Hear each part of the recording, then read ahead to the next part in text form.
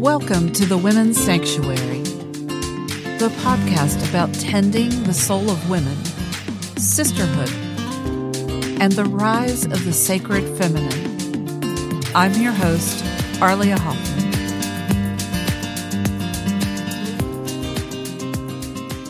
Hello and welcome back. I'm Arlia, and this is the Women's Sanctuary. Today I would like to talk to you about the fierce feminine, the feminine warrior archetype. It's been on my mind. It's been in my energy. It's because of circumstances in my life, and I'm seeing it in the women around me. I just finished presenting and working with the Tapestry Feminine Collective. I have some new exciting projects coming I can't wait to tell you about. And I have other projects coming to completion and work that I will no longer be doing. And it's a lot of change. Now, notice I didn't say good things and bad things because everything just is. And it depends on your perspective, because your perspective will determine how you perceive what is happening. So for me personally, there's some things that have buoyed me, encouraged me, excited me, others that have disappointed me. And I went through an actual deep soul searching spell of a sense of failure and disillusionment recently. And what I've come back to is this idea of the feminine warrior. Who is she? What does she look like? And how does she differ from our old, tired notions of the warrior? If you think of Joseph Campbell's hero's journey with a masculine protagonist,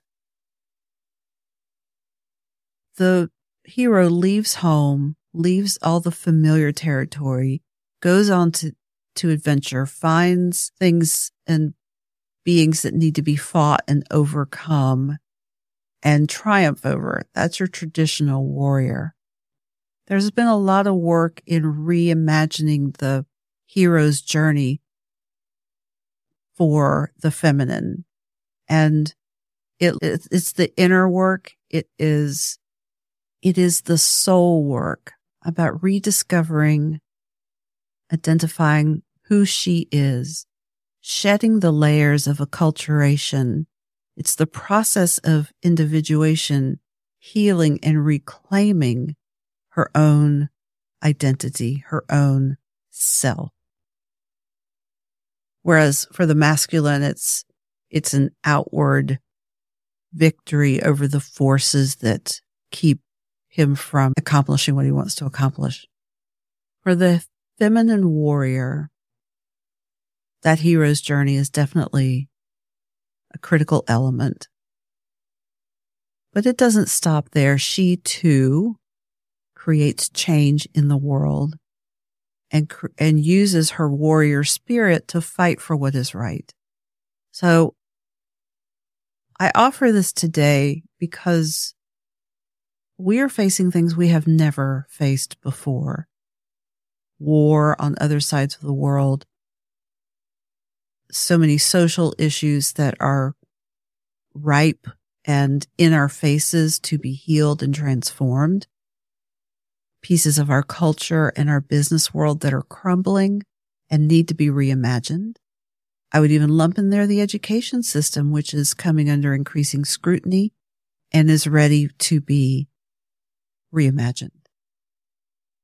Pieces that we saw that came to our consciousness maybe before the pandemic, but certainly during the pandemic, what I would call this growing awareness. Our eyes have been opened, an awakening to who we are, what's going on around us, what we're doing to ourselves, and what we might be able to do for ourselves and with each other to create the world we actually want to live in.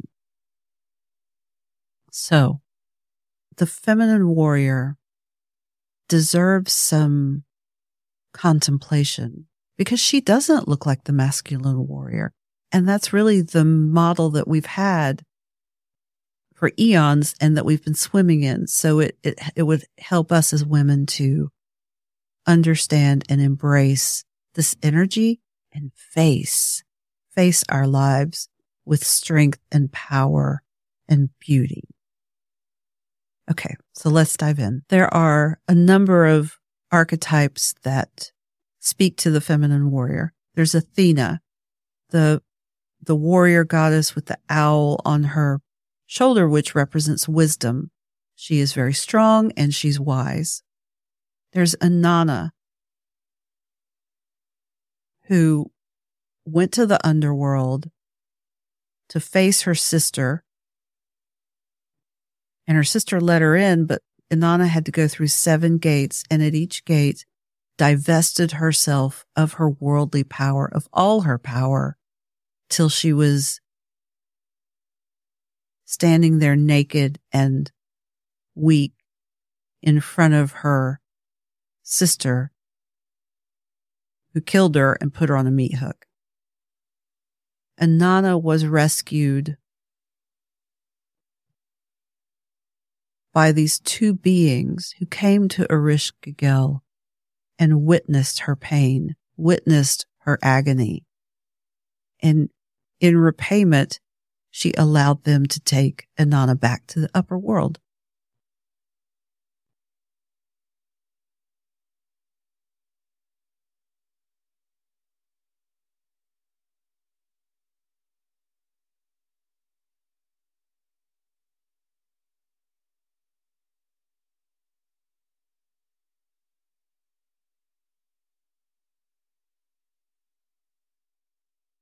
And one you may not think of as a goddess is Sophia. She is the personification of wisdom.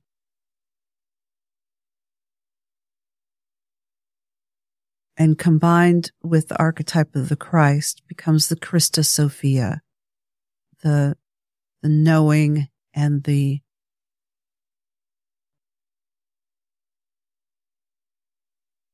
archetype of Christ is the word or the logos or the consciousness, and Sophia is the wisdom. And these two signify an integrated whole of divinity. I'll also throw in here an echo of the Christa Sophia energy, which is the myth of Kali and her husband Shiva. Kali, in her warrior nature to defeat the demons, becomes bloodthirsty and loses her consciousness, her awareness. She's only driven by the killing. And the only person that can stop her is Shiva. He goes to her and he lays down on the ground, his belly exposed, hoping and praying that she will wake up, come to awareness and see him. And she raises her sword to kill him, and then suddenly realizes who he is, comes back to herself, and the killing stops. That's the fierce warrior nature saved by consciousness. And so for the feminine, the warrior is not she who fights. The warrior, the feminine warrior, is she who loves so deeply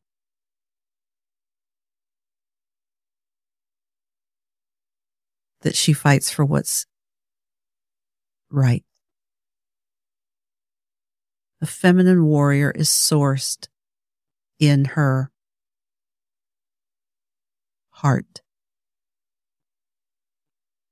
And that kind of strength does not come without deep inner work and vulnerability and courage. A woman who has been through the fire, been to the underworld, fought the voices within her that are not her own, fought to free her own consciousness, her own value from the culture. That woman has felt the pain, faced the pain, and overcome. So I've talked around it. Let's isolate, crystallize what makes the feminine warrior. She has done the work. She has worked in her own depths to come home to herself and stand in that. And then once she does that, you better believe it, if you've experienced it, then she has to fight in the outer world to maintain that and care for herself and be herself. She has an open heart. That doesn't mean she's soft. It means quite the contrary, that she can maintain an open heart. She's aware and awake and fully present. That means she not only is aware of what she's doing and tracking herself, she's tracking what's happening in the world, in her family, in her community, in the world. She's not turning a blind eye. She understands and sees the suffering and pain and injustice in the world. And because she's aware and awake, she has not shut down her heart. So her heart is open despite the pain. She sees what's going on. And because her heart is open and aware, that's where the ferocity comes from. She then is aware of the injustice in the world and is called to right it, to address it. And what does that look like? It can look like anything. For me, it's about a woman's inherent power and agency, and I'm called to help women remember their power and express it in the world.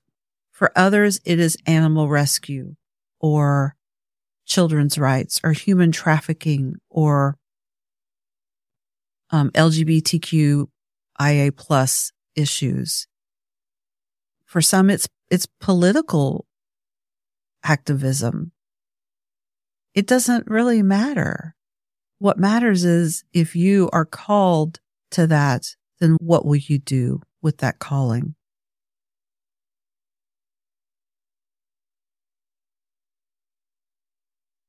The difference here between the feminine warrior and anyone else who is out there doing good in the world, surely from a desire to help change the world for the better, the difference is the feminine warrior is seated, grounded in her experience and her wisdom.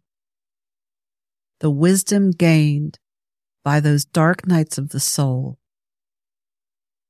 the inner work, the inner turmoil, those experiences that change you forever, whether that be grief, trauma, suffering, or just the individuation process, the pure coming to self and owning your own life. The other difference is wisdom.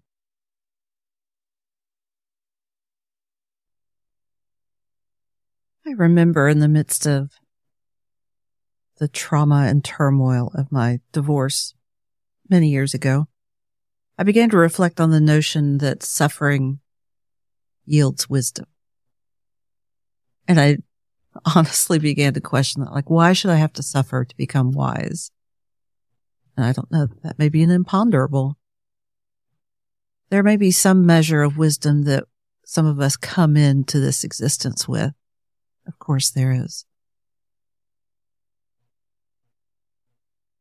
This wisdom is sourced in human experience. It can be sourced in the channeling of the divine through us, our connection to the stars, our connection to divine beings, whatever it is, we own our own wisdom.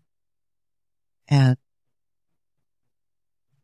it is part of what any human, male or female, masculine or feminine, it's part of the gift they bring to our shared experience.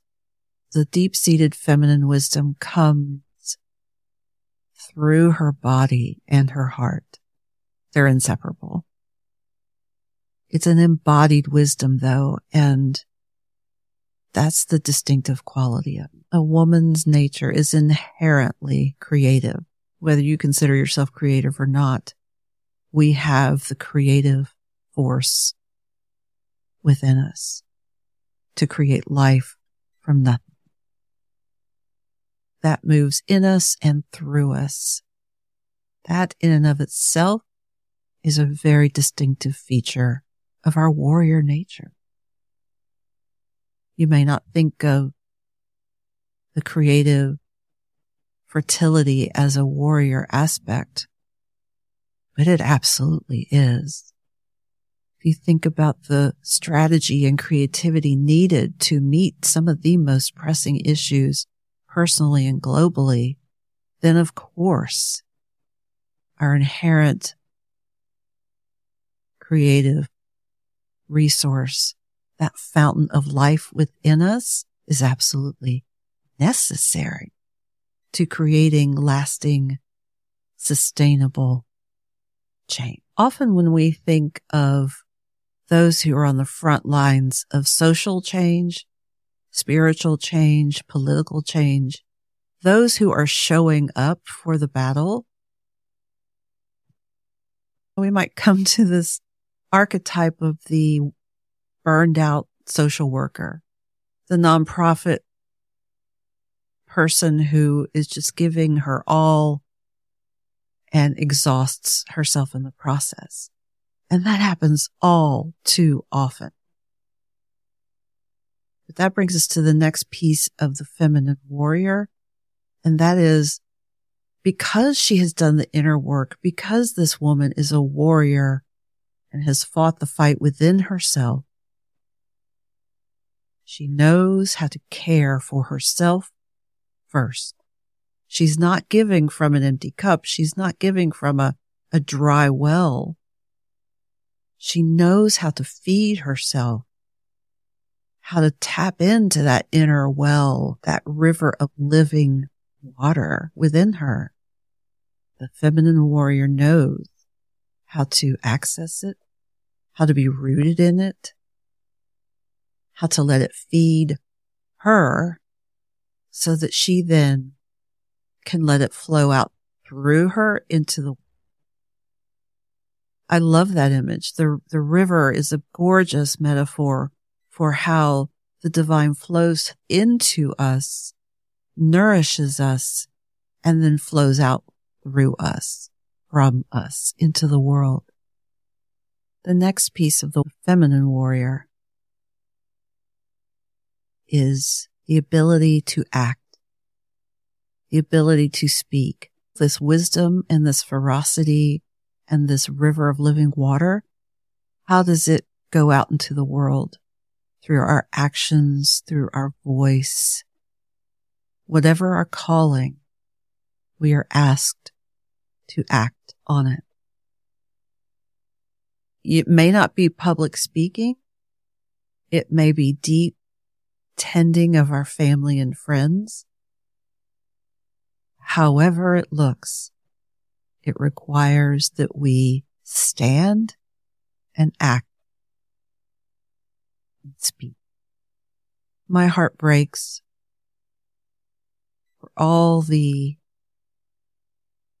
internalized lessons, the internalized messages, myself included, about how we were not to be vocal, not to be heard, seen and not heard like children. Many women across the globe have been breaking the spell of being told not to speak. For some of us still, our voice shakes, but nonetheless we speak. And the feminine warrior, that's one of the warrior aspects, is to be able to overcome that fear and that conditioning and speak. If you haven't noticed, we are basically covering the chakras here. We've talked about the grounding, being grounded in her identity and owning it. I will add in that root chakra area the sense of safety, the sense that I am safe because I know who I am. I know what I am called to do, and I know I am rooted and grounded in the divine, in the larger part of me, in all that is. One of the pieces I came to recently is that the clarity of vision is what centers you and grounds you in the midst of change and chaos and all the decisions required to navigate uncertainty. So in that root chakra area, we have this sense of safety, of calm, of rootedness, of identity. Moving up into the second chakra, we have this vital force of creativity, understanding our huge creative power, owning it, and knowing how to tap into it for ourselves and for the world at large. Then moving up into the third chakra, knowing who we are, owning it, standing in it, and being able to activate our own power. I will do this. I am, and I'm not alone, but certainly owning the responsibility to act. And then moving up into the heart chakra, able to be fully open and yet safe and able to love fully, feel fully, be present with all that is, and allow our hearts to break and expand and grow. Moving up into the throat chakra, speaking, acting, showing up, all that we're called to do, the ways we are called to collaborate and love each other, the ways we are called to be so fiercely ourselves that we're light as a feather, right? We are no longer carrying the baggage. We are no longer hiding our truth. It is in that expression of who we truly are, being unapologetic and allowing that river of living water through us, that we can be that light and pure as a feather. I want to add a word here about, or more than a word, about vulnerability. I do not want to paint the feminine warrior, although she is fierce, as untouchable, hard, cold, and without compassion. Because there's no way that someone with that much strength and wisdom and experience and open-heartedness would be hard, cold, unfeeling. Absolutely not. There's a place for strength to face what needs to be faced, to speak truth to power, to speak truth to systems of injustice, and be able to open your heart and be vulnerable in the spaces that matter, in the spaces with love, family, spaces where you're willing to build connection in the ways that serve connection and love and relationship.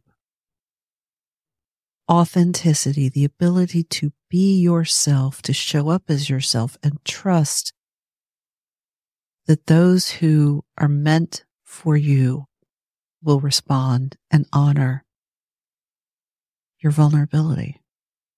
The feminine warrior understands the value, necessity of connection.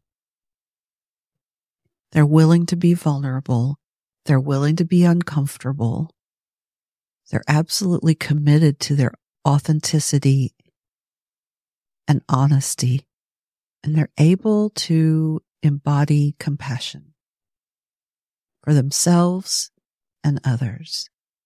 All of these qualities of the heart make for a human who is rich, complex, brave, and willing to show up as themselves, willing to show up for others, willing to be themselves. Whether that requires a fight, whether that requires vulnerability and tenderness, when that requires compassion for self and others, all the things necessary to fight for themselves and to stand for what's right and true. Moving up into the 6th and 7th chakras, that the knowing, intuition, the wisdom,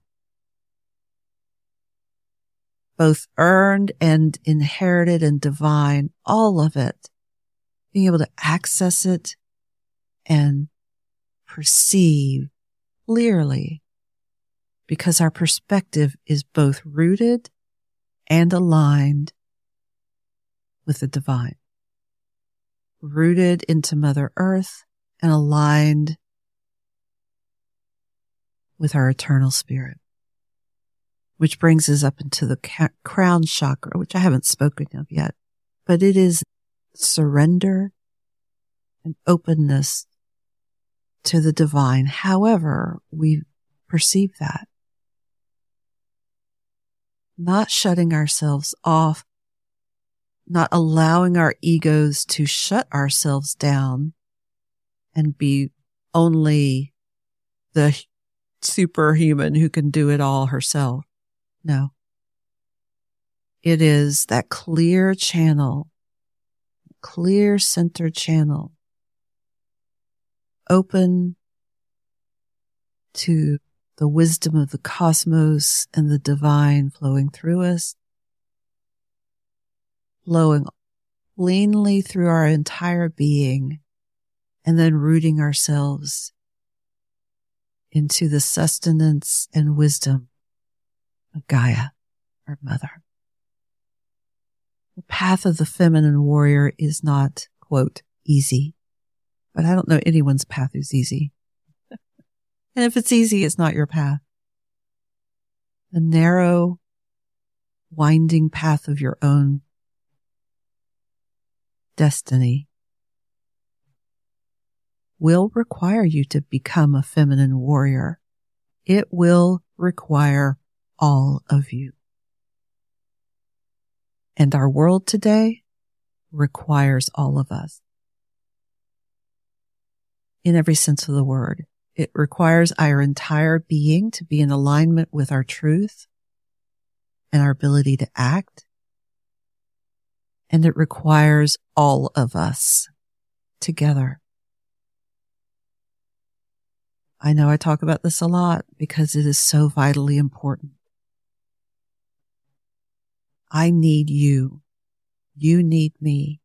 We all need to combine our unique magic, beauty, and gifts to create what is ready to come forward.